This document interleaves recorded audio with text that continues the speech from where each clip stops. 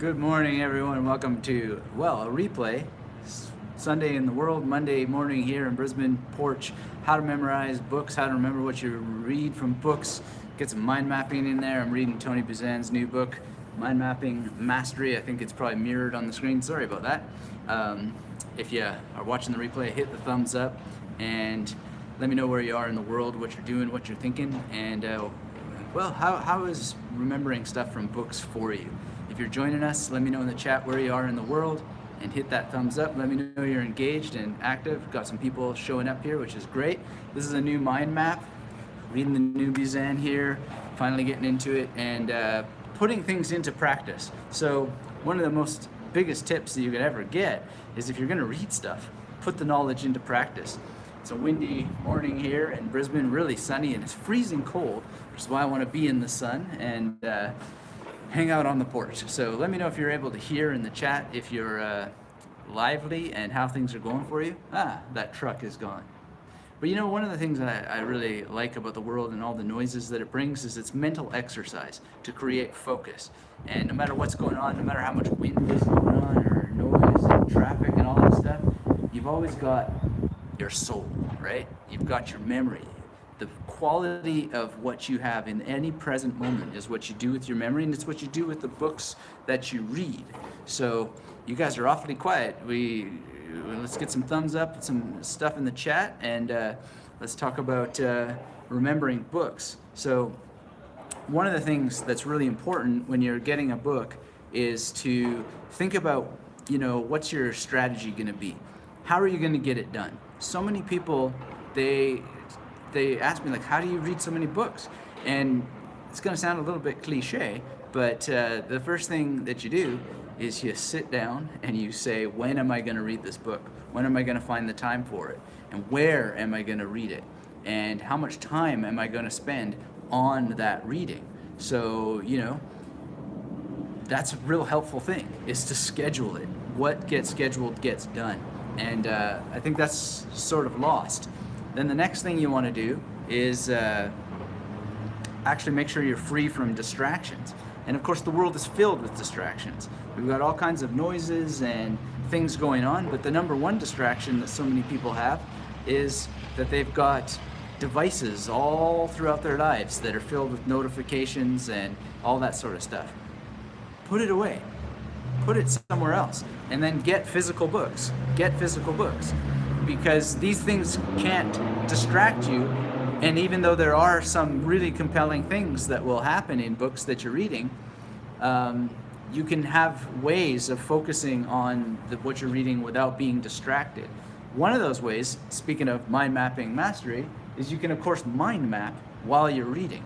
The other thing that you can do is have cards, but not cards because you're then going to do rote learning later, but cards that you're going to use to actually encode information while you're reading and make sure that you're really, really focused and really, really engaged with the text and priming your mind so that you're able to remember what you read.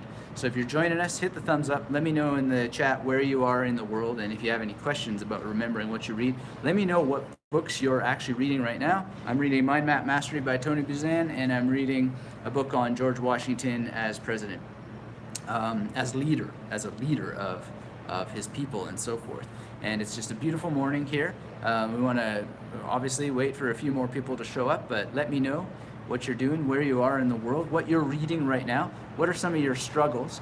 These live sessions are a lot better when people participate, and they can be as much for you as you like them to be in terms of the kinds of things that we talk about and the directions we go, and I want to know you're engaged. Michael's here from NC, I guess is that North Carolina? I was actually listening to one of your videos called How to Realistically Memorize a Text Book when the live video came up just now. Well, that's great, Michael.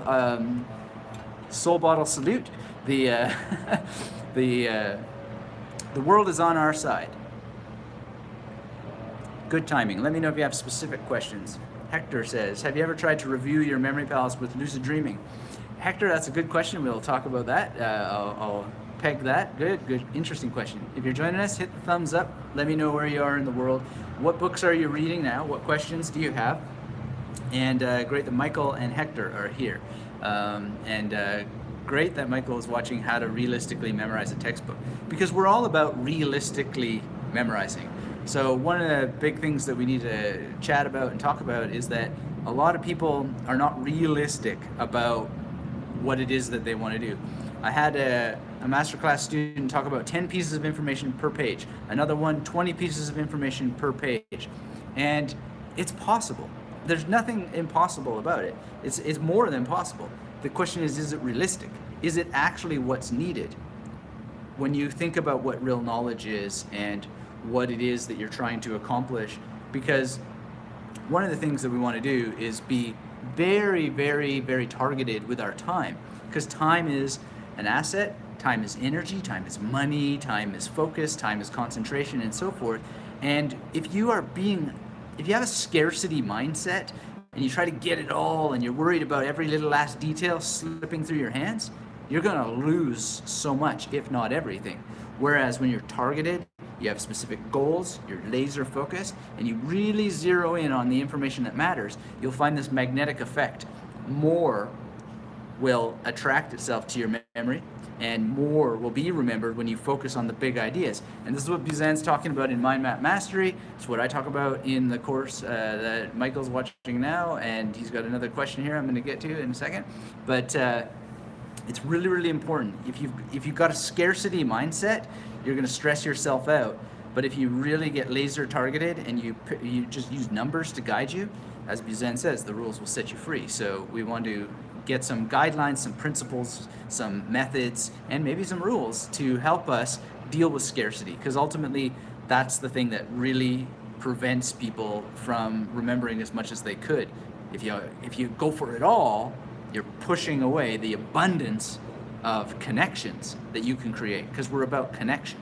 So Michael asks, thoughts on applying mind mapping to tech subjects such as a chemistry book?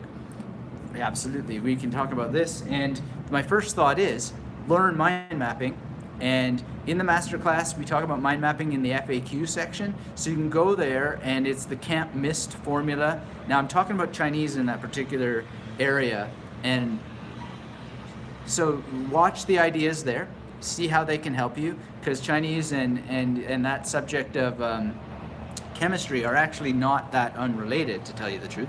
And then read this, and there's a lot to be learned from Tony Buzan about mind mapping. Phil Chambers has a great book on mind mapping as well, which is all these tips that really help my practice. And now reading more, I'm doing some mind mapping myself and really thinking, what is it that Tony Buzan is saying here, and what am I not seeing, and what do I need to do to put this more into the mix? So that would be the first thing, Michael, but I need more from you.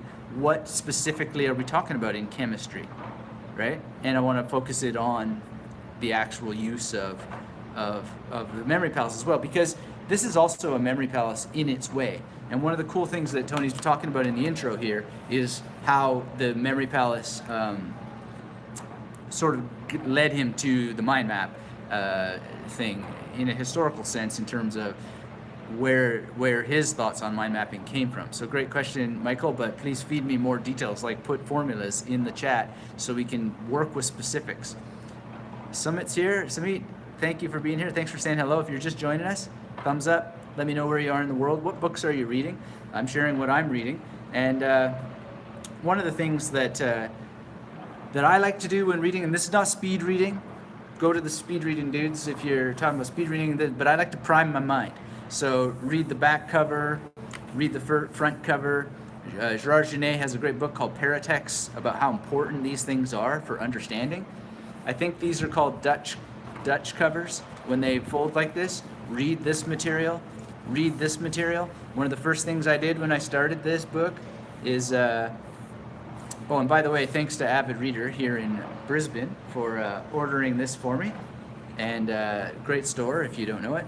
But one of the things I did is, and this is what I highly recommend all people do, is go to the index. Go to the index, start to read all this stuff. And one of the things I noticed in here is he's mentioning Isaac Asimov, and I notice that he's mentioning Lorraine Gill, and he uses the word neuron and so on. And this is all priming my mind so that when I find it in the book, it just lights up off the page. It also creates this little engine of interest, right? So to take another example, we got here George Washington on leadership. It's the same thing. I read all the, like I've got the dust jacket off. This is called George Washington on leadership. This is Mind Map Mastery. Samit, thanks for the question. And thanks for being here. Thanks everyone for being here. Let me know where you are in the world. But I like to prime my mind by reading through all of this. This is like the phone book for the rest of the book, right? And you know, you wouldn't necessarily go to a city and read the phone book of the city to know more about the city, but you might, because you might want to know what businesses are there in the yellow pages, right? And it would give you a good sense of the kinds of things you could expect to find. David's here. Hello, David. Says, from my hometown, the center of the universe, Toronto, Ontario, Canada. Excellent. Glad that you're here. Just for the record, though, I lived in Toronto for many years and did my PhD there and my BA and one of my MAs. But I'm actually from British Columbia originally. But I would agree that Toronto is the center of the universe when you're in Toronto, for sure. And I appreciate you being here, David. Great to meet you. And if you're joining us, let me know where you are in the world, what you're doing, what you're thinking. So George Washington on leadership, and the guy's name is Brookhiser, and I need to actually memorize his name because I haven't done that yet. So Richard Brookhiser. So Brook, well, you would want to think about a person named Brook, or maybe a stream. Stream is a little bit abstract, right? So it would be like a specific brook, and you'd want to think about Sunnybrook, for example, might come to mind, and Heiser. So we can think about the Heisenberg principle, or we can think about Sennheiser. No, that's a little bit too far off. But you know, start to generate some things. And if you wanted to mind map it, well, the same thing, right? So you could think about Sunnybrook Hospital, or you could think about I don't know, Brooke Shields. And the more you push it, the more relationships you go for. And as you're drawing and putting them out, mind mapping, you'll come up with more connections. Or you can just do it mentally, as I just did now. Now, was it Richard, I think his first name was? Richard Brookhiser. So I need to think about, okay, so Al Pacino was in, you know, he made that documentary about Richard III. The Dead Milkmen have an album called Not Richard But Dick. You know, like all these things, you just start to weave the chains of association. That in itself will help you start to remember details, and so on. But what I'm starting to do when I prime my mind is just read all this stuff, memorize the guy's name and so forth. I'm going to do a quick little memory test here, 1775 to 1783, and 1789 to 1797. So those first dates are when George Washington was he was the commander-in-chief of the military, and then the second set of dates is when he was the president of the United States. That should be on page 2 and 3. What did I say? 75 and 83 and 89 to 97. So let's check out page 2 and 3 here. See how I did? Oh. Here we go, 75, 83, 89, 97. I think I got that right. But that's just neat tricks you can do to remember what you read. That's called a major method. Every 2-digit number has 00 to 99. Buzan's talking about it in here. Amazing stuff. He tells the most amazing story. You got to read it. I hear sat right in front of him and he told it. And it's a great story. And when you have it 00 to 99, you can incorporate it in your mind mapping as well. Like instead of writing the numbers, you can draw the pictures. Very, very powerful. Michael says, well, first Samit says, home country. Well, Canada is my home country, Samit, but I like to think of the world as my home. You know, it's not that simple. I take my soul bottle everywhere I go. Soul bottle salute. And it's really important, right? Because there's water everywhere. There's dirt everywhere. There's air everywhere. So wherever I happen to have my soul, it's where I am. That's home. Michael says, do you put the picture of the mental image in the mind map along with the actual facts? All right, so it would be deeply inauthentic and disingenuous for me to teach mind mapping because I don't have certification in it or anything like that. So I'd recommend you read this, but here's what I understand, and you can't see it because of the sunlight, but I have a central image here as Tony Buzan is teaching, and I don't do it exactly right because, you know, I need to myself, as I learn, reread the books, go back again and again and again to the teaching to make sure I'm in line with what I'm doing and how I'm doing it. And that's why I left it the opportunity to get this, and it's why I myself continue to read the memory tradition so that I'm always aligning my practice with what's possible, with opening my perspective constantly and continuing to teach as well, work with students, and then put it back to my own practice. And the reason why you want to do this yourself is because you'll constantly open your own perspective. Always ask, what am I not seeing here? What do I need to do? What additional thing can I do? How can I get better? Constant improvement. And the more you constantly improve, the more you constantly improve. And this is important because the more you learn, the more you can learn, which is why it makes sense to pause on the dates of George Washington's presidency. I didn't even know that he was commander-in-chief of the military before that he was the president. And these things help me make connections in the brain. And these connections are actually physical. They're in the brain chemistry. And the more you know, the more you can add to that knowledge. Plus, you're getting better at using something like the major method. You're getting better and better and better, and your practice increases. By the way, speaking of getting better and better, if you're joining us, hit the thumbs up.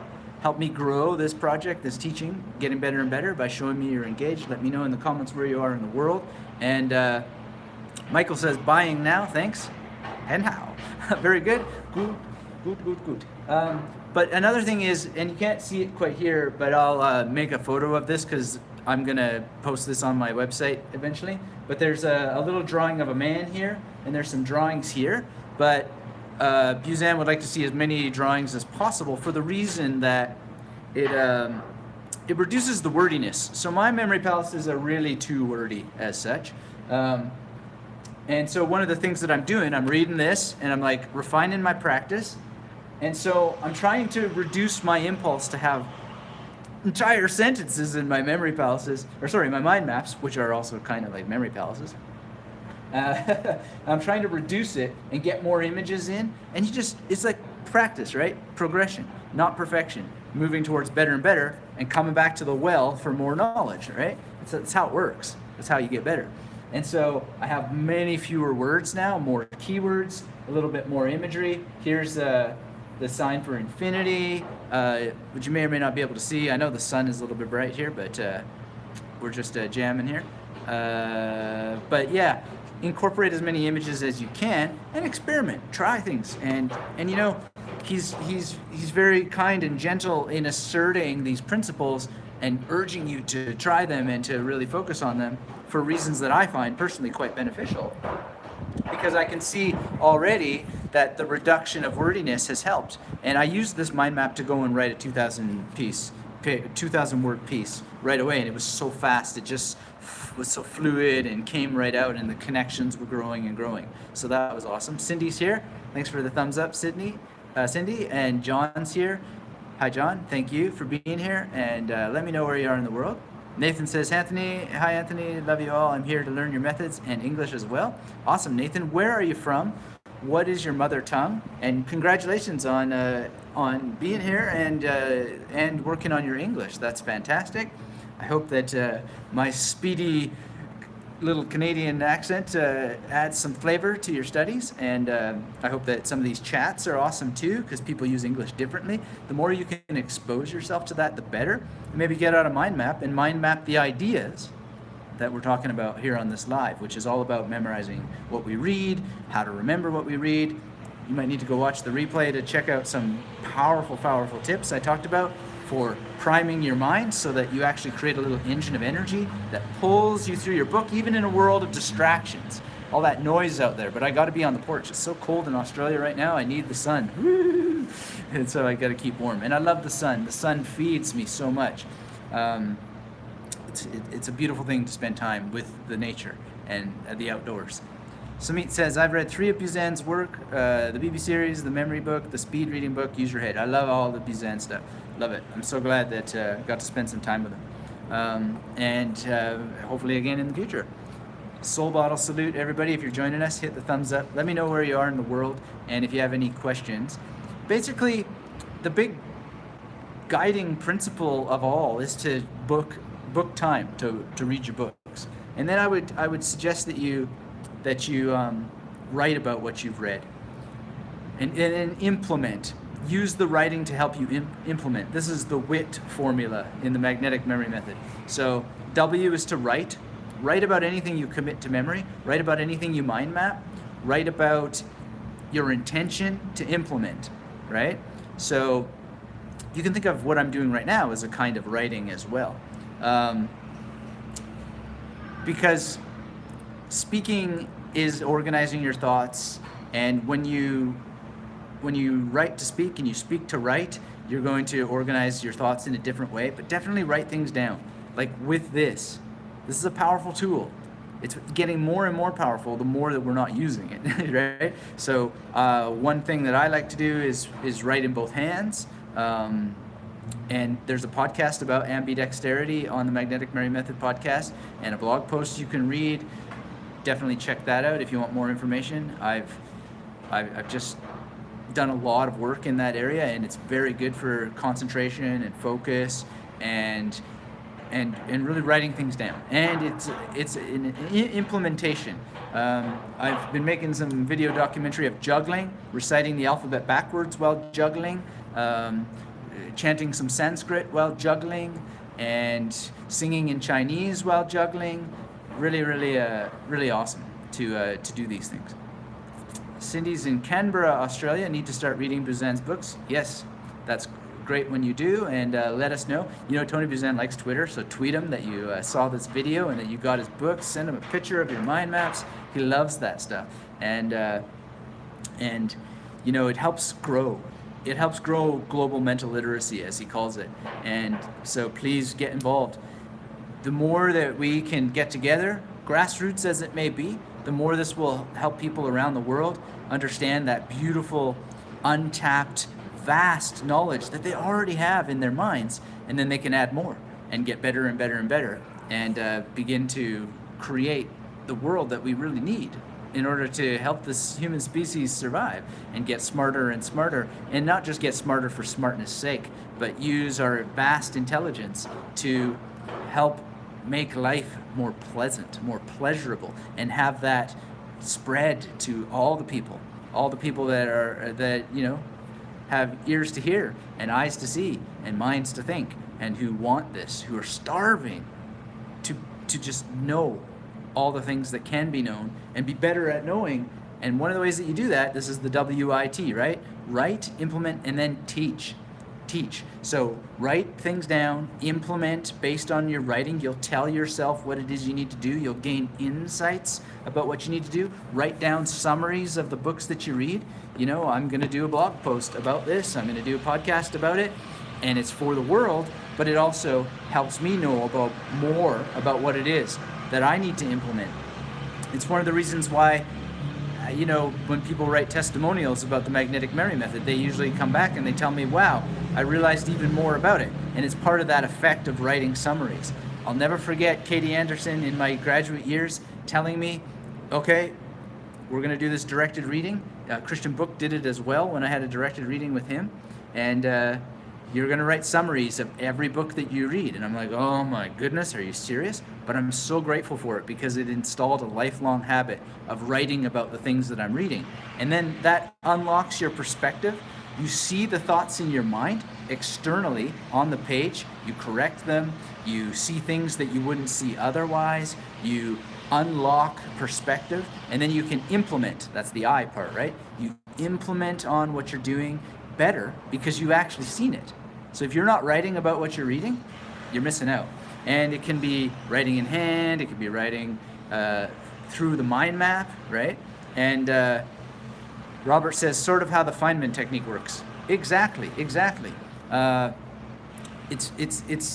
exactly this. So the Feynman technique with a little bit more greater detail, thank you for mentioning that, Robert, thumbs up to you, is before you go to any teacher with questions, try to answer it yourself in writing. Chances are you'll be able to answer it, And if you still need to go and ask the question, you deliver to the teacher evidence of how that you've tried to answer it yourself. And then the teacher is going to be able to help you 1,000 times better, because they're going to be like, wow, this is a serious student. Their respect for you and their pride in you and their pride in themselves grows, right? And they're going to be just so much more, you're enabling them. You're actually making them the best possible teacher they can be. And then they're going to give you specific, laser-targeted guidance. It's why when people say, hey, can you help me memorize this? I'm like, give me some examples of what you've done. Show me your Memory Palace drawings. Show me your magnetic imagery. What have you done? And it's not just like, it's your responsibility, son. It's actually helping you, urging you to fish for yourself, right? Because I want to teach you how to fish. But if I don't see what you've done to put the hook on the line, if I don't see how you organizing your tackle box, if I don't see how you're casting into the ocean, well, how am I ever going to guide you, right? You can't guide people who aren't in motion. If it's just asking questions for questions' sake, then you're going to get middling results. But if you're asking questions from the path, from the road, you're in the territory while you're navigating the map, you're going to do so much better. This was the genius of what Buzan's doing with mind mapping, right? Because they say the map is not the territory, right?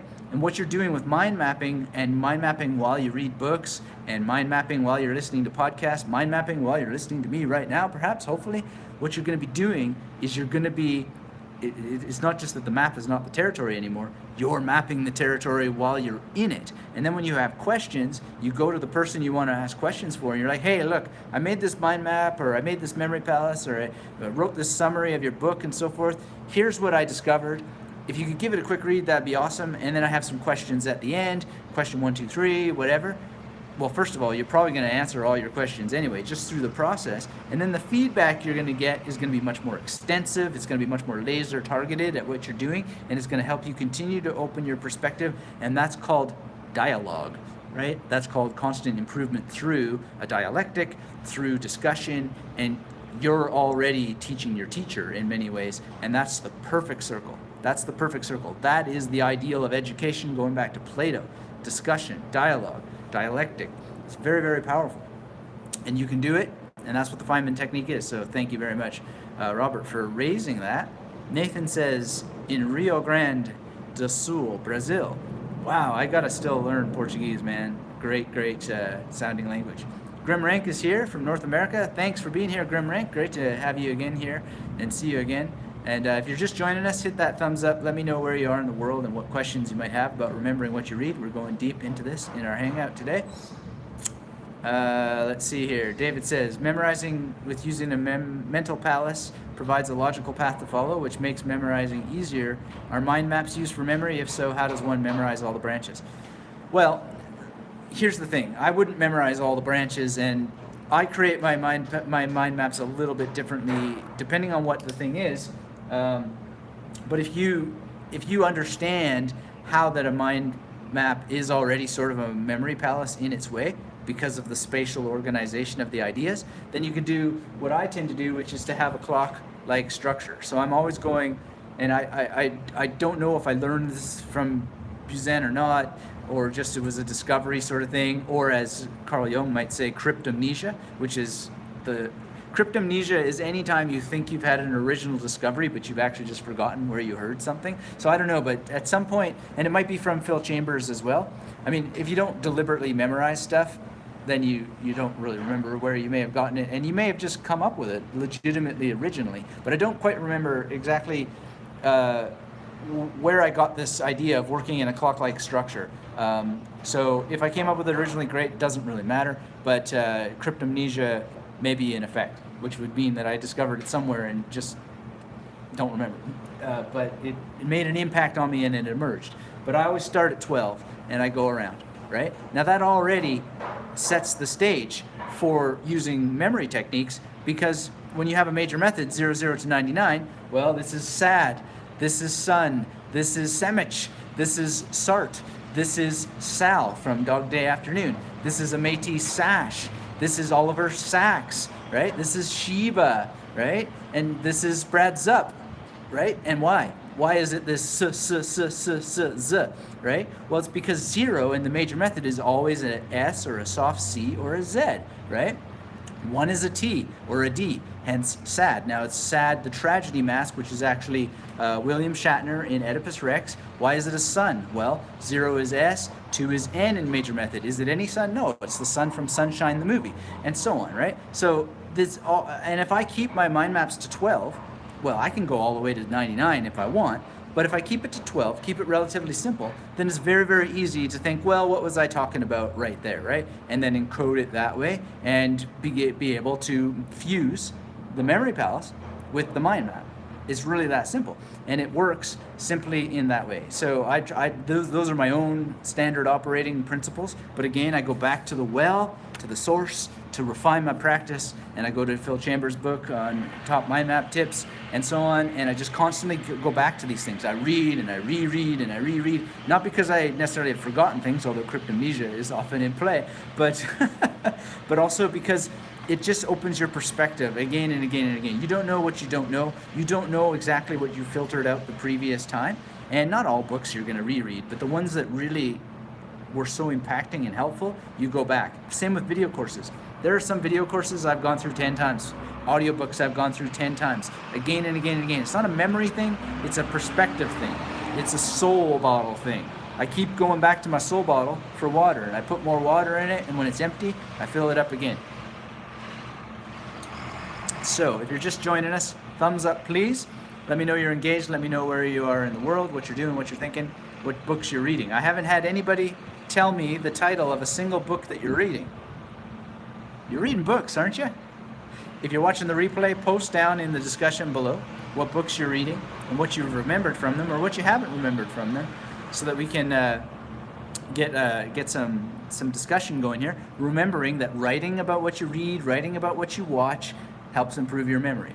That would be a very good exercise for you. So I hope that answered your question, David. And in terms of the branches, well, all you got to do is think about, could you number these branches? Could you have numbers inside of numbers?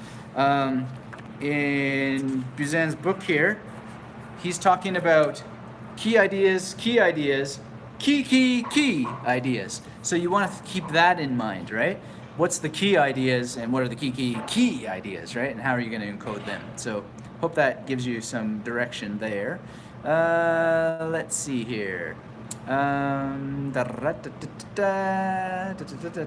Samit says actually mind map is best for planning and revision also. Yeah, well, so here I planned out a blog post and a podcast episode, and yeah, it was really good for that. Let's see. Sumit says Buzan is praised by everyone. He is the one who started the World Memory Championships. Even Joshua 4 praises him as a lot in his book Moonwalking with Einstein. Yes. But you know, he's not free from criticism either, and he's very good at handling criticism gracefully and well, and some people just don't get it. Basically, when you see people criticizing stuff, usually they're in a bad mood that day, or they haven't actually fully read the thing, they're not understanding it. Criticism often comes from a place of lack of understanding. It can come from slave morality, it's sometimes called. They call it tall poppy syndrome here in Australia, where, you know, they just see something great and they crap all over it. And that happens to all people that do anything good in the world. And Buzan is a great model and mentor about how to deal with that when it happens. And he does discuss that in this book. And he is very, very kind to some of the bizarre criticisms that come up from people who clearly haven't paid their dues in the world of criticism. Now, David Cronenberg made a good point about criticism in the world of movies that I think applies here as well, is that there used to be people who were trained in criticism. And so we could listen to their opinion when they had a sour thing to say and actually have some trust around that, because they were trained in the actual art of parsing out the details, seeing different perspectives, and, you know, not just crapping on things for the sake of clickbait as we have on the internet now and so on. But let me avoid getting too harsh on the internet behaviors. Did that on the last live, and Dominic O'Brien had a new thing on CNN recently that I watched this morning that made me feel a little bit more positive, and the way Buzan is talking about things here with He mentions Asimov in a particular way. I'm feeling a little bit more positive about the technology than I was the other day, but man, things are getting weird, and we've just got to be there. So, Sumit, great point. And Buzan is praised for good reason, and it is partly how he deals with criticism. And listen to all this noise. I have criticism for my neighborhood here, but in any case, somehow they didn't get the notice that it was Magnetic Memory Live morning here. Let's see here.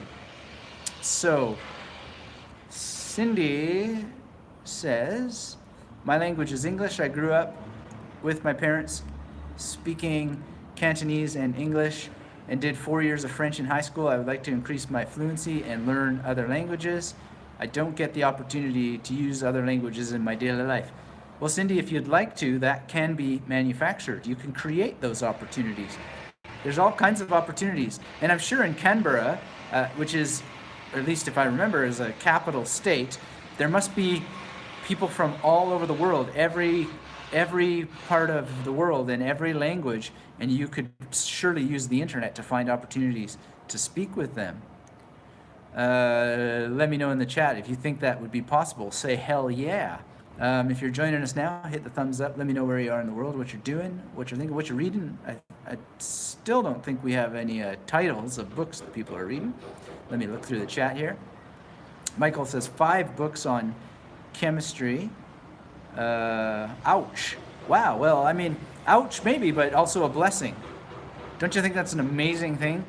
Like, so many things must be going right in your life in order to be blessed with the opportunity to have 5 chemistry books to read, not only chemistry books at hand to read in the first place. There's so many people, and I'm not preaching at you or anything like that, but sometimes we just got to stop and think, is it really ouch or is it a blessing? I myself have had problems with the internet. We got all kinds of things. Like I just got so many problems right now with changes to Google and WordPress and all this stuff. And if you know a WordPress expert, I'd love to be in touch because I really am needing some help here. But I just have to correct myself. This is a blessing, an interesting problem to have. So it is ouch, but not ouch at the same time. Robert says, could you give a brief explanation on mind mapping video and podcast versus text from books or blog articles? Robert, I'm not in the business of doing anything brief. Polonius in Hamlet said, brevity is the soul of wit. And he is the most wordy guy in that play. He may be the most wordy guy in all of Shakespeare, depending on, I don't know, I haven't read all Shakespeare, so I'm not entirely sure. But I always thought that was funny, that Polonius, of all people, says brevity is the soul of wit. I hope it was Polonius, if memory serves. But in any case, I can't give a short answer, but if you want a longer answer, let me know in the chat, hit the thumbs up, and we'll talk about it. Adolfo's here. Oh, good to see you as always, Adolfo. I'm always thinking some of your suggestions and some correspondence we've had. You're reading Principles of Life biology textbook. Awesome. Really great. And you're going to be, I think, pleasantly surprised by something I've come up with based and inspired by some of the things that we've been chatting about. So I always appreciate that. And Principles of Life sounds like a great thing. Michael says, will mind mapping become part of your standard work, or do you reach for it only when trying to reorganize materials to memorize? Mind mapping is an off and on thing, but I'm exploring it more and more for deeper implications for memory work and more strategic binding to memory palaces in the ways that we've talked about, but other ways. So the can't miss formula in the masterclass and the mastermind is specifically for Chinese mind mapping and memory palace binding, weaving together, using some magnetic threads to do our stitching together, and always with the specific outcomes in mind. And so I'm going to use it more and more, but I also am very, very sensitive to the tradition, to the people who have the expertise. That's why I keep going to Buzan, and to Phil Chambers also, here's one of the most important things about the magnetic memory method creed, is that 1 is the most dangerous number. If you just have one teacher of a subject, you're in trouble, because 1 is not realistic. 1 will never open enough perspectives. That's why, I'm reading and continue to read the tradition. So reading Bruno, reading Cicero, rereading Bruno, rereading Cicero, new translations come out, reading them, rereading Lorraine, reading everything under the sun, reading again and again and again to keep going back to the well. One of the biggest mistakes that people make in life is they never go back to the well. You want to know how to succeed in life? Keep going back to the well. Keep going back to the well. There's so much stuff that you'll never, ever be able to tap it out. It's never going to be empty. And the more you dig, the more, oh, wait a second. I mean, you know, lateral thinking from De Bono, right? So he would say that, you know, you've got this kind of like vertical thinking. People dig a well and then they just go top down thinking. Well, then you got to like actually go out of the well and then dig a new well. And then you'll see like these little tunnels between the two wells now, right? So that's sort of, I'm maybe misrepresenting it a little bit, but that's sort of what lateral thinking is not getting yourself trapped in this one thing, but actually having multiple wells and then seeing the connections between those wells and digging little tunnels between them. I call this in the masterclass rhizomatic thinking, and it's ultimately what the magnetic memory method helps you create. Is all it's above and beyond lateral thinking. It's above and beyond all these other things because it's rhizomatic, and it gets everything that's great about the linear top-down tree of knowledge kind of stuff, with the roots and the spontaneous bulbs of knowledge popping up here and there. And so, like, just a memory palace, one memory palace, not enough. Just one mind map technique, not enough. So, with all due respect to the greatest of the great, we also want multiple teachers. Even where those other teachers are wrong, even where there are teachers out there who clearly haven't got a clue what the heck they're talking about, we want to go and read that stuff anyway because it'll open our perspective. And when you're into something, one is the most dangerous number ever. So you got to push, you got to go back to the well, you got to dig multiple wells, you got to understand all the connections. And Ezra Pound talked about the luminous detail. The luminous detail, what does this mean? It means that when you put two things together, let's say you're writing a poem and you have stanza A and you have stanza B, right? Well, stanza A and stanza B together create a third idea. And that's what he called the luminous detail. But if you just have stanza A and you just have stanza B, you'll never get that third, right? And you can have as many luminous details as you want. You can have luminous details left, right, and center, but you got to keep digging wells. You got to keep coming back to the wells that you've already dug again and again and again. You've got to see things in context. You've got to see them in perspective. That's why the history of memory is so important. That's why, reading Moonwalking with Einstein is great, but don't stop there. Go read Buzan. Go read Lorraine. Read me if you like, and I hope you do. Go and read Bruno. Go and read everything under the sun that you can. And if it's hard, if it's difficult, read it anyway, and then come back and read it some more. Because sometimes what seems difficult on Monday will be easier on Tuesday by virtue of having tried to read it and come back to the well. Come back. Keep studying. This is what knowledge is. Knowledge is a return. Everybody's like, oh, well, I want new. There's so much old in the new. There's so much new in the old, and both.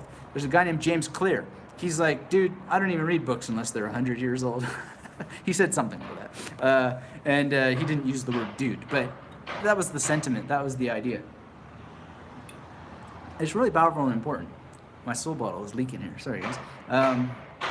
This is live. We're not cosmetic here. We're just doing our stuff.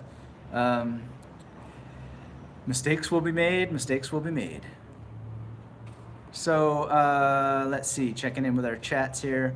Hoping Robert is urging me to not be brief, because we're not about meat here. Meat is meaningless education, absurdly thriving. The request for brevity, that's not going to help us. We need to extend our attention span. We need to have long discussions. Is there a place for short discussions? Sure, but not necessarily when it comes to learning how to learn. So let's see. Adolfo says, I memorized the table of contents, now I'm adding to each chapter. Awesome, that's a cool strategy. Memorizing table of contents is great. I mean, imagine too, if you made a mind map for every table of contents predicting what you expect to find in that chapter. That'd be a cool strategy, right? And then you could see if your prediction comes true. Well, I mean, that might not be for all books, but for some. Cindy says, hell yeah, great idea. The internet could definitely be useful in learning languages. Well, sure, yeah, especially if you look, I'd search meetup.com and see you who's speaking in those languages, I think you mentioned French there as one of them. You know, just start with one, see what's up, go to a meeting, see if you like the people. Even if you don't like the people, you know, try a couple meetings and see. Robert gives the thumbs up. See if any sentences emerge around that. But yeah, I'll take that as a let's talk about it. Cindy says, I'll be learning and using memory techniques to help me remember. Awesome, Cindy. Thumbs up to you. If you're just joining us, hit that thumbs up. Let me know where you are in the world. Nathan says, I'm reading A Brief History of Time. Awesome. I love that book. Hawking is, yeah, sadly, will be missed, but also you got to die sometime, right? Anybody here like Ghost? I've just been listening to the new Ghost album called Prequel, or maybe Prequel, and it's got this song, don't you forget about dying, don't you forget about your friend death, don't forget you will die. And it's just like, it sounds pretty negative, but at the same time it's so positive, because isn't it true? If you can just remember, you know, I had a friend, I've shown it on live before, he made this character Mr. Death, and this pin says, catch you later. And it's so true. And Hawking's death, you know, it was very sad, but it's a great reminder of someone who just sat there and got things done, you know, against all the odds. If anybody could be forgiven for giving up, wouldn't it be him? Maybe. I don't know, but he didn't take any excuses. Some of these people were like, oh, well, poor me, I have to do this, I have to do that. And this guy is sitting there, his body just completely destroyed. And he shows up, he writes books, gives lectures, goes and floats in space, you know, in this plane that reduced gravity so he could fly around. What's your excuse if you're whining and crying? I mean, awesome, Nathan, that you're reading Brief History of Time. Awesome, awesome, awesome. And believe me, I sometimes come up with ridiculous excuses to whine and cry too, but I catch myself as soon as possible. And thinking about people who have been hit with bad luck like that, and then they still show up to the job, they still show up to the task, that's really inspiring. And they have quality in their thoughts and thinking and so forth. I love that. Love the Hawking. Thank you for mentioning that. Nathan says, at least 85% of the words in it, I feel awesome that I can read a book in English that is my target language. That is awesome. You know, I feel the same. I read in German, and it's awesome. And then I come across words I don't know, like Sigma, right? And I realize, oh, I don't know that. So I go and learn it, and I memorize it, which means umpteen times, right? And then you can work on your pronunciation because you memorized it, and so on. So keep reading, Nathan. Keep reading that 85%, 86, 87, 88, 89. You know, numbers are powerful. What you measure, you can improve. And what you measure, you can manage also. That's important. Adolfo says, I found that my comprehension and decoding of imagery recall has improved dramatically when I make the chain in a logical order. Yes, I find that too. There's something about linear structure that isn't for everything, and there's a place for a linear structure. Mind mapping can release you from linear thinking, but there's still also a place for linear structure when you're memorizing and creating knowledge. So great thoughts there, and awesome that you're getting.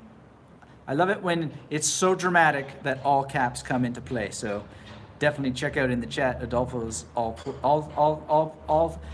claps for dramatically. And if you want dramatic improvement, let me know in the chat with a hell yeah. Okay, so Robert gives me a sentence. Thank you, Robert. I would definitely mind the longer explaining. Okay, we're going to do that. So basically, the question was, what would be the difference between mind mapping for podcasts versus blog articles or books and so forth? And, you know, I would start with a question. What do you think the difference would be, right? What do you think the difference would be from mind mapping from a podcast, from a blog post versus a book? So let's wait a second, see if you have an answer, because your answer is probably going to be much more profound than mine will be, and then we'll get into some more explanation. Adolfo says, the story and imagery can be outrageous for connection, and it's powerful, but for decoding, it needs to make sense for me for deducing the info. Right. Yeah, well, that's interesting. That's interesting, because, you know, there's a difference between congruity and incongruity, and so each person develops their own mnemonic style, and I really appreciate you sharing yours.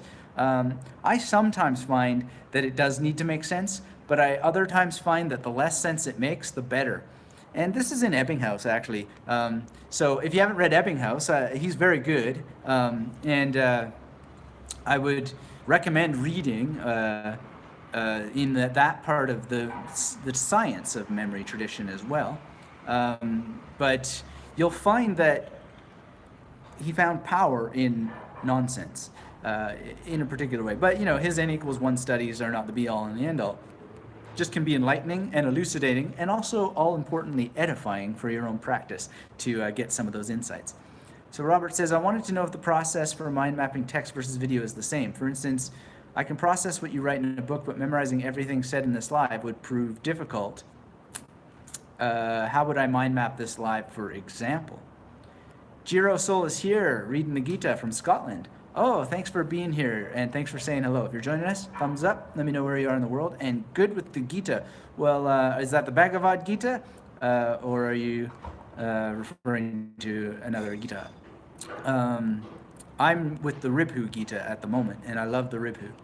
So, Robert, okay, so obviously mind mapping from this live session could be a bit elaborate. I have a podcast all about note-taking. It's magneticmerrymethod.com/note-taking. It's about lectures. It'll help you very briefly, so to speak.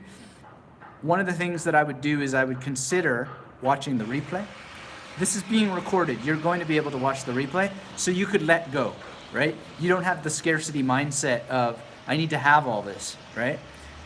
Replays maybe are not the greatest thing to watch, but what I would do when I was a student is I would go to the professor and say, do you mind me recording this? This is back when we had cassettes this big in our little machines that were like this big or this big.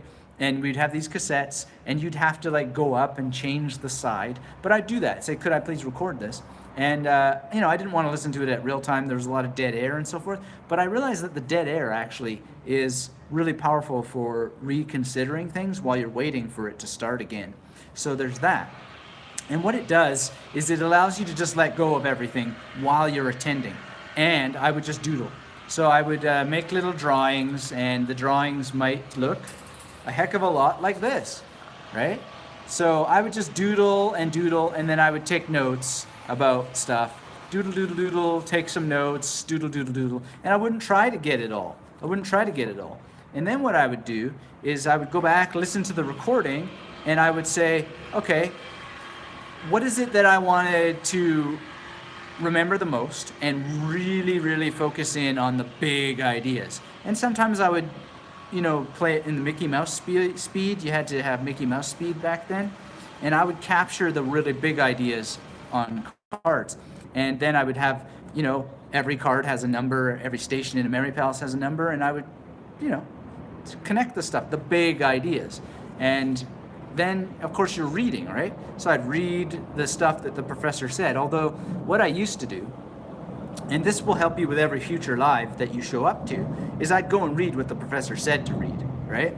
And so what ends up happening is you're making details in advance, and you're already remembering better because you're laying the foundations of the knowledge, right?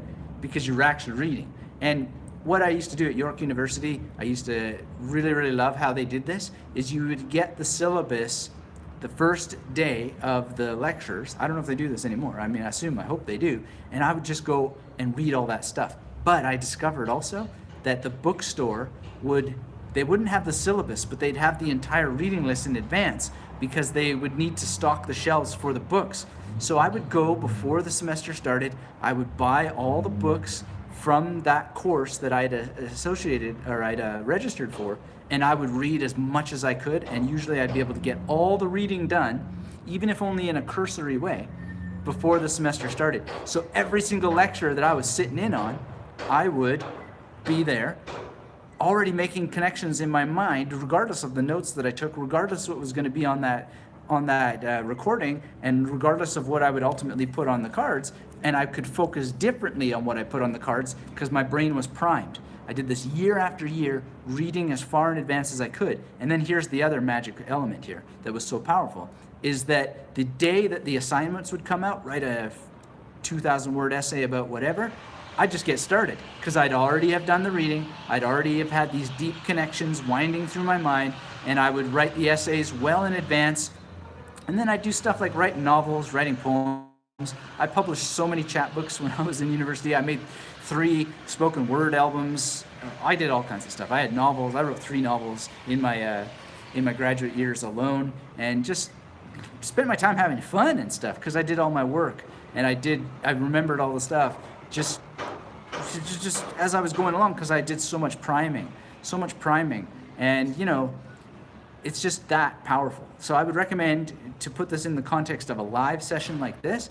If I'm talking about reading Buzan, if I'm talking about reading Bruno, if I'm talking about perhaps reading some of my books, if I'm talking about reading Lorraine and all that stuff, you read that stuff. And then the things that you hear while we're talking on this channel, they're just gonna wind in your mind so much deeper. They're gonna make so much more sense. They're gonna unlock so many more perspectives because you're part of the tradition now. You're part of the memory tradition. Read O'Brien, read everybody under the sun, read Phil Chambers, read Mark Shannon, read Brad Zupp, read Jonathan Levy, read. And then these things will make so much more sense to you. They'll make everything that you add will make everything deeper, more profound, stronger. And then you're gonna have skills for everything else that you might read, right? And then you hear things like, oh yeah, we just use the major for these dates. And then it'll just be like, oh, yeah, I could do that too, right? I didn't even think of that. The things that you can think open up and they compound and they get bigger and bigger and stronger, and the focus that you can have, the clarity that you can have gets more and more intense the more that you add to your skills, the more perspectives you add. And then doing stuff like this, if you want to break the rules, you got to know them, right? And how do you continue to get the most out of breaking the rules? Well, you keep on showing up to the rules themselves and be like, yeah, I could do better here. I could stick more to the plan, could stick more to the recommendations. And then other times you'll be like, well, I can put the cart before the horse on that one because I actually know why I'm doing it. I know what I'm skipping out on, and I'm willing to take that risk from the fundamentals because I'm going to experiment. So basically what I'm saying is earn your chops, and you'll earn your chops by doing the reading and showing up prepared. So if I were to, for example, create a syllabus of YouTube lives for the next year and say, before you show up to this live, make sure you've read this, I'd be very interested if you'd actually do that, because then you could do what I did in university. Go to the bookstore before the course starts, read all the stuff, show up prepared. And there's some cynical people out there, there's some pessimists out there. I've sat in university lectures where the professor said on the first day, 95% of you guys are gonna fail. I despise that. I think that's the most disgusting thing I ever heard in my life. But I believe that there's people out there, and there's enough of them that will actually follow through, they'll actually prepare themselves, they'll actually show up prepared, and we can create that kind of training for them. And I'm curious I'm gonna do it anyway, but if you're interested in that kind of thing for the memory tradition, well, we can do that. But I'd be curious if you're interested, so let me know in the chat.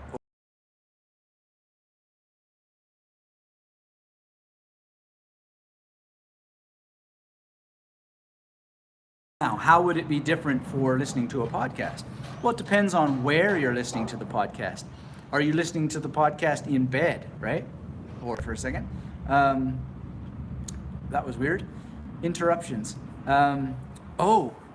I have bookshelves coming. I hope they'll leave. I'm improving these lives by making my studio a little bit more palatable, and probably the bookshelves, but hopefully they'll just leave them there. They haven't rung the door, but if we end here prematurely, that's why. But in any case, what was I going to say? Yeah, so podcast in bed, obviously not a place to be mind mapping. You shouldn't have technology in bed with you at all, quite frankly.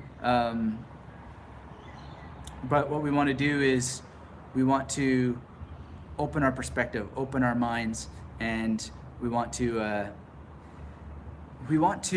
make sure that we're using the where as part of our strategy.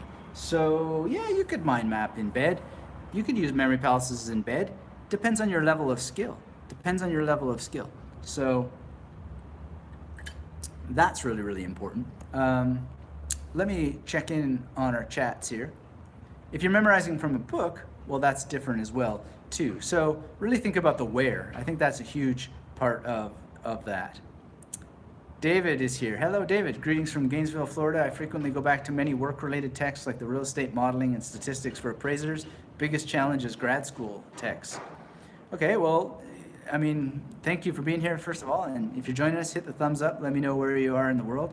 And if you have questions about real estate modeling and statistics, please let us know. Jiro Sol says, have tried the magnetic memory method to learn Hindi, got good results, then dropped off learning and back to reapplying the method again. Appreciate the live streams. Well, thanks for that, Jiro, and that's exciting. We have a podcast from one of the magnetic memory method students about learning the Hindi alphabet, so please check that out. And you can just search Hindi and magnetic memory method and listen to that episode. And you know that thing, you're back. You got back on the horse. Very, very important. Don't give up. Take a break, come back. It's very, very simple. It's a life principle. Adolfo says, Anthony, I've been training my memory for roughly 6 months. I purchased a ton of courses and joined several master classes. I found that you and Mark Shannon have the most comprehensive training. You both have always answered all my questions and helped tweak my memory processes. You guys are the best. Thank you, Adolfo, and I'm sure Mark will love to hear that. I'll let him know, and if you haven't told him, please do. We love that kind of feedback. We love to know that it's helping you authentically, and we'd love to have some, if you're able to do it, some testimonial videos to help people make the connection in their mind. It's not always clear to people. We're not always the best in making it clear to people how it can work for them. So if you're willing to do that, that would be awesome. But thank you just for what you did just now in terms of letting other people know. Really appreciate that, and I know Mark will appreciate that. And Mark and I are going to have a call pretty soon, actually, because we're creating something special for you guys together that you're going to really love, or some of you are anyway, and I hope all of you. And we'll keep letting you know about it to try and get as many of you to be in love with that as possible, because these things do change lives. They improve lives. They improve your memory. They make you have so much more confidence and courage and being able to get out there and accomplish your goals. And like Adolfo was saying, found that these trainings are the most comprehensive training, and we need your help to inspire us by letting us know when it helps you and to help inspire others. So if you haven't seen the new video with a guy named Lee Escobar, he's talking about how he used magnetic memory method to now get very close to his goal of memorizing 300 names at events. He's like around the 200 mark, and he just lays it out. He took time. He was at the airport, and he's going to do one of his live events, and he took time to just make a short video to share with you all what he's been able to accomplish. And he actually became a strategy session client, so to speak. We got on calls and really helped make sure that he's connecting what he needs to do with this big outcome that he's looking for. Because, there's a lot of value in having your perspective opened and having one-on-one sessions. So it's not for everyone, but if you are really serious and you really want to get this nailed, we can make that an option for you. And he jumped at that. He's got the masterclass, he's got the mastermind, he's got the memory connection, involved at every possible level and making a difference as a result. And I'm just so proud of the genius that he showed by jumping in and really, really doing what it takes to get it done. And it's just it's so incredibly powerful for all of us, and it's really, really good. It's good for the tradition itself that someone is diving in and actually, I told him, you got to read Giordano Bruno's On the Shadows of the Ideas. Within a couple days, he's got a photograph of On the Shadows of the Ideas right there, right? Because he took action. It's very, very important, and he's reading it, And so when you follow through on the recommendations, you're going to get the results. And the perfect thing is and we talked about the Feynman technique earlier on this call. When you show the teacher what you're doing, the teacher can help you a lot better when you're actually doing it. Your perspective's going to open. You get better feedback from the teachers because you're doing, and you're getting involved. You're getting engaged. You're opening your mouth about the things. This is what makes it work. This is what makes it powerful. This is what makes it change your life, improve your life, pass the exams, show up at events and memorize 200 plus names, or get, whatever it is, learn a language and so forth. You got to show up, and you're going to get so much more value out of the answers you get from people because you're actually doing what's recommended, right? And then you're going to make discoveries, and you're going to say, yeah, but now maybe I want to try it this way. And those experiments are going to give you a much bigger return on your investment in time because you're following the rules, just as I am following the rules that Buzan's talking about. And I realized, yeah, you know what, I didn't do that as much as I should. So I reduced the number of words, work on putting more drawings, and it actually produced a better outcome, which you can be the judge of when I release this podcast episode. But it just unlocked so many more powerful ideas because I'm following the recommendations. So, this book, I didn't get it for free. I bought it, and I bought it to support his work. I could have said, hey, could I get a free copy, promo copy, blah, blah, blah. No, I didn't do that. That's disrespectful. It's dishonest, and it's not going to help you. I'm invested, and I'm invested in the training. And I went to his training, and I invested in it, and I went there as a student, and I learned so much. And that in itself, having skin in the game, actually unlocks so much perspective, and really, you're listening at a higher level because you want that return on investment, and you're just so deep into it. And then you go and you implement, and then you actually try things seriously, and then you unlock your practice. So reading, writing about what you read, implementing, and then teaching others. It's that simple. WIT, write, implement, teach. So powerful. That gives you the wit. Let's check in with our chats here. Adolfo says, I used your linking figure technique, Albert Einstein, combined with Mark's movie technique to memorize 100 digits of pi. I did it in less than 2 hours. Wow! Bravo, less than 2 hours. So what you're referring to with the Einstein thing, that's called the bridging figure, the magnetic bridging figure in the magnetic memory world, and it's a very powerful technique. And yeah, the movie thing, Shannon's got so many good things. He's got such good ideas, and when you fuse them together, all the better, all the better. Jeff says, any tips on remembering things when you can't get on a routine due to life being hard? Wow, life's hard right now. The world's not obeying. They've got construction and trucks. First of all, get over life being hard. Life throws challenges. That's my first tip right there. Back to Adolfo. Again, congratulations. I mean, you're taking action, and I'm sure your life is hard too, has challenges and so forth. And I say this with all kindness, Jeff. All the love in my heart. If you're focused on the hard stuff, you're going to get more hard, right? So just try and get past that, and tell me what's so hard. Maybe if you put it out in writing, right, it'll start to change. Maybe it won't seem so hard if you write it out. Writing is so powerful.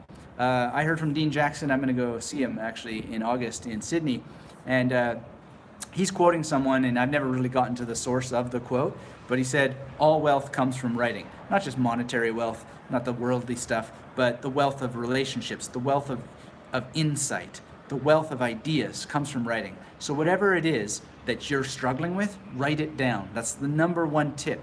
You'll change your perspective because it'll be outside of your head. And don't make the mistake of writing into digital devices. Write into this.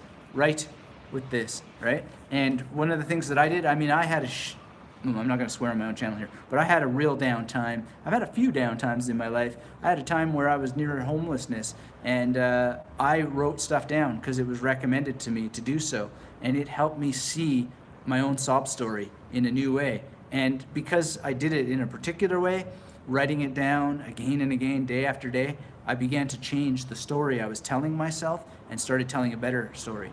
And I did it through writing. So write it down, write it down, write it down, write it down. Any tips on, so that's one thing, is just you'll remember better. Marichella's here from McAllen, Texas, studying question and answers using common sense to answer, and I'm doing better now. Yeah, common sense. Common sense is not so common, as they say, and I often don't acknowledge that enough. We sometimes forget just how we all have more resources than we need, and we all need to really understand that we have everything that we need to get whatever it is that we need to get done. What we might be lacking is just a kind word from someone to support us, and maybe a bit of tough love in that kind word, which is, get over yourself, find out what it is going to make the biggest change, and then do that one thing, right? Tim Ferriss talks about that a lot. Find the biggest domino and tip it over, right? We're always focused on the small dominoes, and we got to find the biggest one, the biggest lever to make things move forward, and focus on that. Michael says, would you mind stating what the movie technique is referenced above? That's Mark Shannon's stuff, so please, out of respect to his work, please check out his stuff. There's an interview with him on the Magnetic Memory Method podcast. In Magnetic Memory Method, you might have got Magnetic Memory Live in London. He's got a whole hour of wonderful, well, it's a little less than an hour, but wonderful instruction, all professionally edited. You see him working with a student, and I'm eternally grateful to him for being there at Magnetic Memory Live in London. That was 2015. That recording has been so golden for so many people. They tell me they love it. If you'd like information on how to get that, then that's great. Otherwise, just check out Mark's stuff and look him up. It's CHANNON, Mark Shannon. And he's been on the Magnetic Memory Method podcast. You'll learn a ton by listening to that. Maybe mind map what you're listening to. Take notes. And if the free stuff isn't enough, then invest. And his books are so awesome. They're so incredible. His workbook is great. And yeah, so just out of respect for his teaching, I'm gonna ask you to look into his stuff and the movie thing, and then read it, use it, implement. And also think about it in terms of how I use the theater metaphor. Because there's a reason why he uses the movie metaphor, but I always use the theater metaphor, and then get into more of those things, and you'll learn a lot by having the comparison. Adolfo says, I'm 41, disabled vet, returning back to school. I was terrified about not having the skill set to compete at the university level. I think you're going to continue your thought there. But congratulations for going back to school. That's awesome. I'm 41 as well, and I taught in the U.S. I was at Rutgers.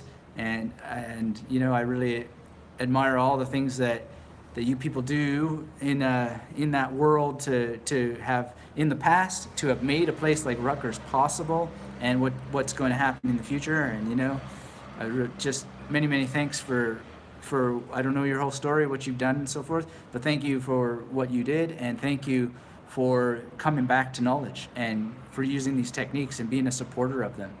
Adolfo says, now I feel like Professor X when I attend lectures. That's awesome. Awesome. And that's a great, what you're doing there is something really important. You're creating a metaphor to help guide you, right? You're creating an image to help guide you.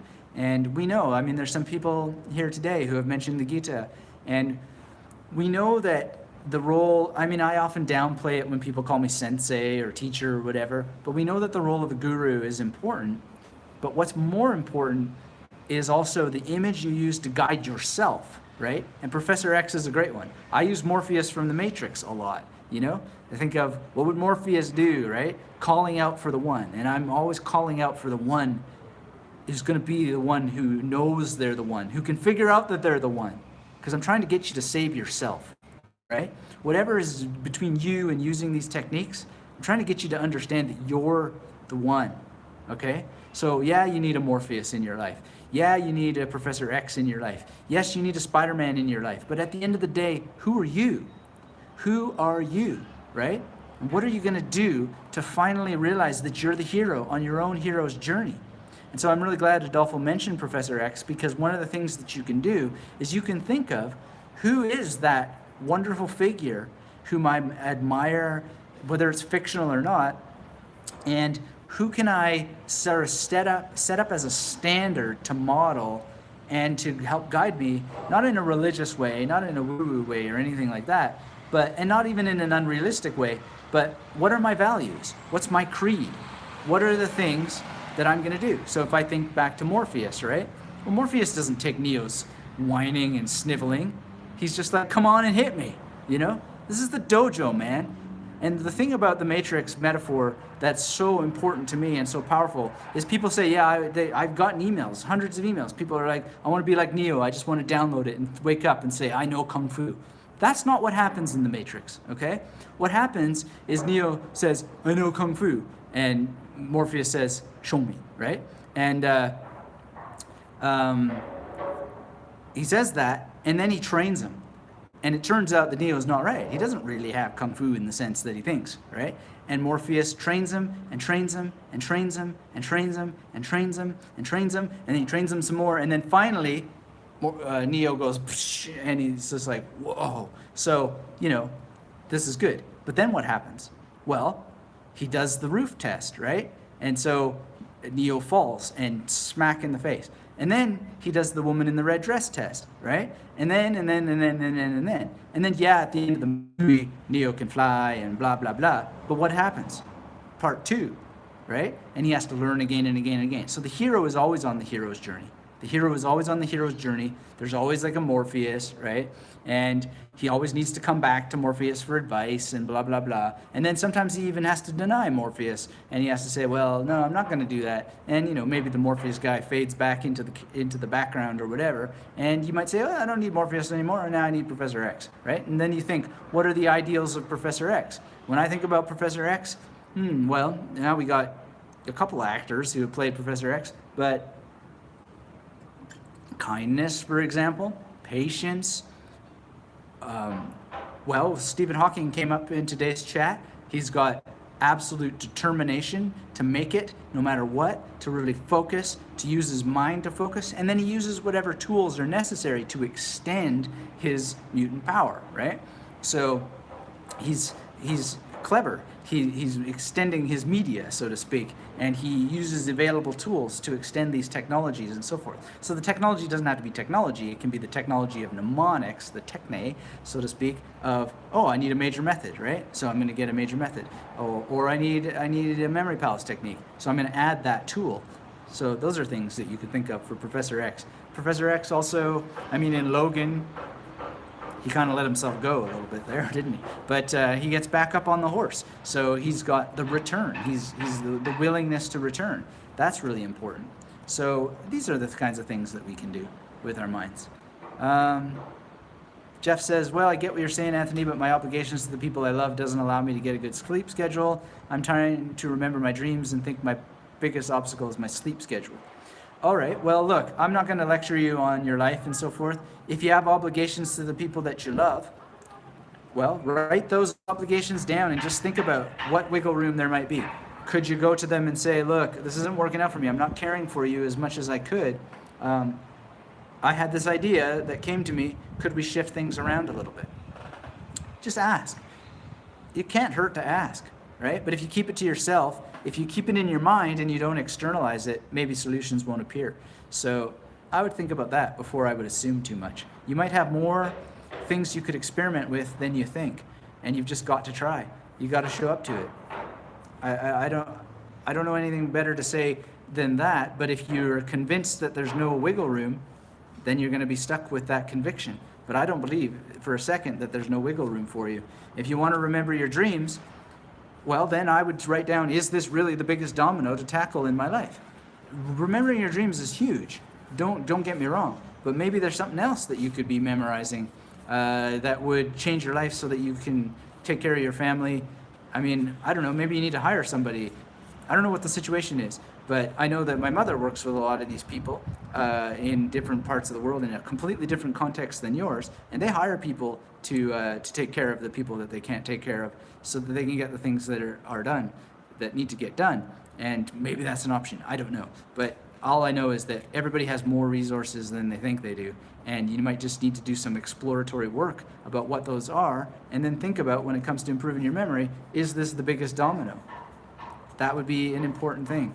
Is this the biggest domino? Is it the biggest domino? Right?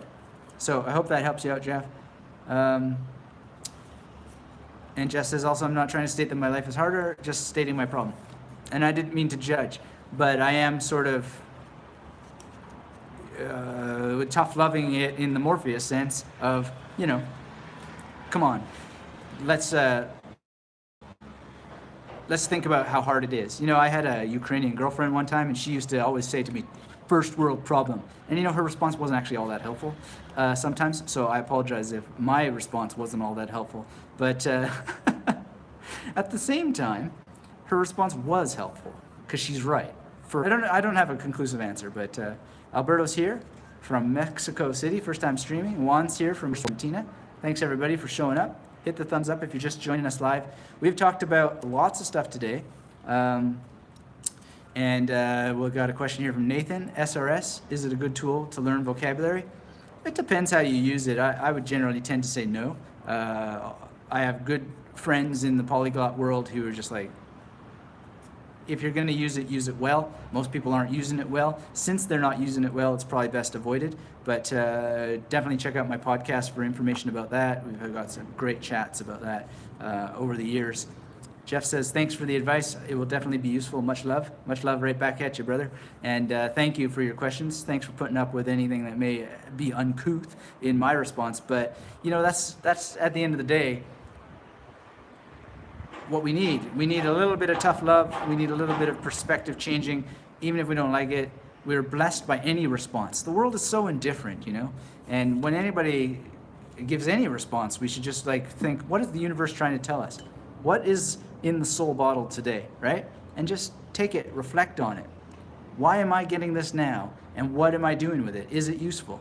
In the Riku Gita, it says, Chitameva Mahadosham, Chitameva Hi Balaka, Chitameva Mahatmayam, Chitameva Mahanasat. How do my thoughts behave? Are they useful? I ask this all the time. And I ask it both in Sanskrit and English. It's very, very powerful. I highly recommend asking those things of yourself. Nathan says, hell yeah, thank you for answering my question. You're the best. Well, Nathan, you're the best too. We are all together, you know, we're all one at some level. And so let's congratulate each other for being the best. And I really congratulate you all for being engaged, for being active, for asking your questions. And I hope that you'll get Tony Buzan's Mind Map Mastery. I hope that you will get some mind mapping done. I hope that you'll go watch the replay, and I hope that you'll go and check out last week's episode of the Magnetic Memory Method podcast, and the week before, and the week before, and the week before.